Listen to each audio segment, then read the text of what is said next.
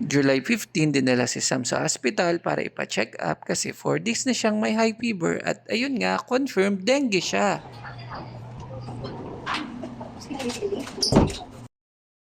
Ito nga pala ang room tour natin kay Ate Sam. Say hi, Ate. Hi. So day 1 ng dengue niya ngayon. Yan ang room niya. Ito yun ang mami niya, busy. Yan, ito naman ang kanyang CR. Hi.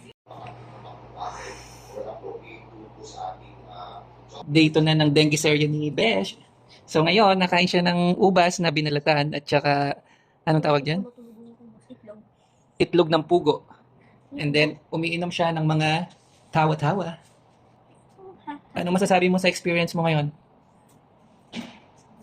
I don't know. I don't know ka dyan. Day 3 na namin sa ospital. Maganda na ang pakiramdam ni Sam kaya nakakapag-cellphone na siya o nakakatawa na siya. Bakit? At saka malakas na siyang kumain ng konti. Pero minsan tamad pa din. Kain lang ng kain, Sam, para makauwi na tayo.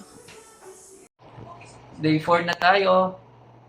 Ayan, nagpapataas siya ng platelet at bumaba kahapon, 40. Sasabi mo, Sam? Wala. Wala. Say hi to your besh.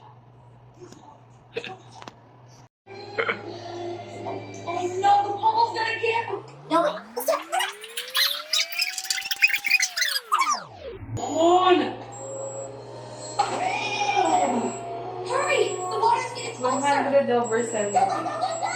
Okay, day 5 na tayo mga besh. At eto na si Ate Sam. Ano sabi ng doktor sa'yo? Uuwi na. Ano? Uuwi na. Uuwi na daw kami kasi okay na ang platelet niya. Ilan ang platelet mo? 103. 103. Tapos, anong gagawin sa Lunes? Hindi ka na. So, babalik pa sa Lunes para sa CBC ulit.